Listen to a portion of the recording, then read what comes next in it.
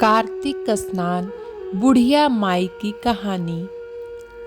एक बुढ़िया माई थी जो चतुर्मास में पुष्कर स्नान किया करती थी। उसके एक बेटा और बहू थे। सास ने बहू को फलाहार बनाने को कहा तो बहू ने खाली टिफिन ही रख दिया। बेटा माँ को पहुँचाने के लिए पुष्कर गया। रास्ते में माँ से बोला, माँ फलाहार कर लो।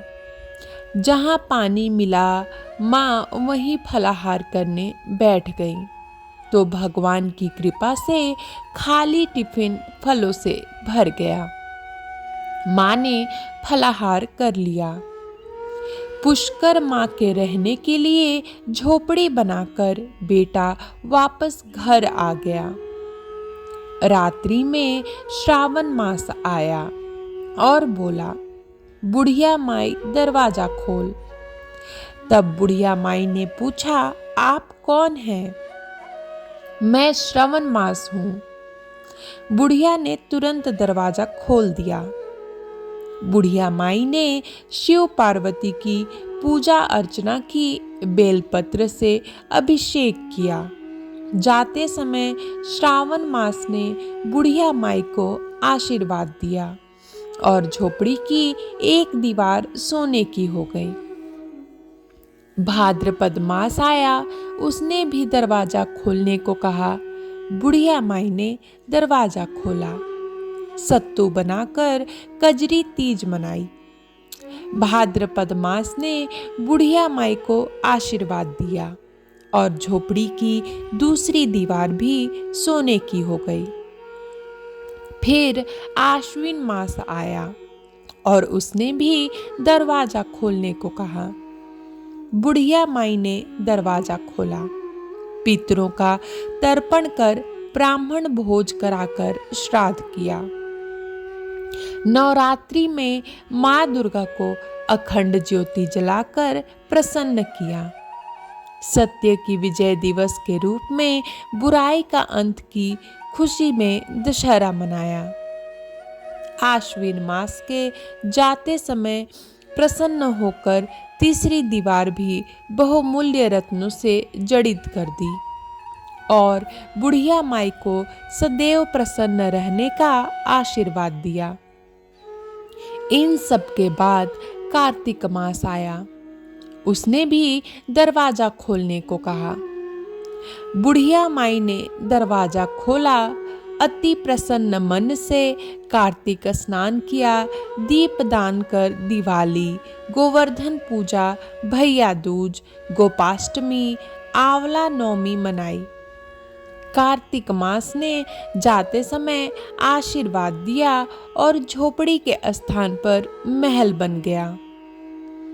बुढ़िया माई गरीबों की सेवा कर भजन कीर्तन में अपना समय व्यतीत करने लगी।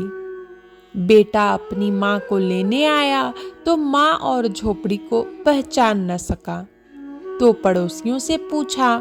उन्होंने बताया तो बेटा माँ के चरणों में गिरकर बोला, माँ घर चलो। सारे सामान के साथ घर ले आया। सासू माँ के ठाठ देखकर बहू के मन में लालच आ गया और उसने अपनी माँ को भी पुष्कर छोड़कर आने को कहा तो उसका पति अपनी सास को भी पुष्कर छोड़ आया। परंतु बहू की माँ की धर्म कर्म में बिल्कुल रुचि नहीं थी। वह 4 समय भोजन करती और दिन भर सोती। चारों मास आए और चले गए। जाते समय झोपड़ी गिर गई और बहू की माँ गधी की योनि में चली गई, क्योंकि औरत लक्ष्मी का रूप है और लक्ष्मी की तरह चंचल होना चाहिए। भगवान की पूजा और अतिथि का सम्मान और दान पुण्य करना चाहिए। बहू ने कहा, अब माँ को ले आओ। जब जमाई सास को लेने गया तो कहीं न मिली। लोगों से पूछने पर लोगों ने बताया कि तेरी सास धर्म कर्म कुछ न करती थी, खाती थी और सोती थी, जिससे वह गधी योनि में चली गई। जब आई, गधी योनि में गई सास को बांधकर घर ले आया और उसकी पत्नी ने पूछा, मेरी माँ कहाँ है? तब पति ने कहा, तेरे लालच की वजह से तेरी माँ गधी योनि में आ गई। बड़े बड़े विद्वानों, ब्राह्मण, ऋषि मुनियों से पूछने पर उन्होंने बताया कि तेरी सास के स्नान किए पानी से स्नान करने पर उसे मनुष्य योनि मिलेगी। तब बहू ने ऐसा ही किया और उसकी माँ पुनः मनुष्य योनि में आ गई। हे राधा दामोदर, भगवान जैसा बुढ़िया माई को दिया वैसा सबको देना। कहानी कहने, सुनने, हुंकारा भरने वालों को सुख समृद्धि धन धान्य देना। बोलो विष्णु भगवान की जय।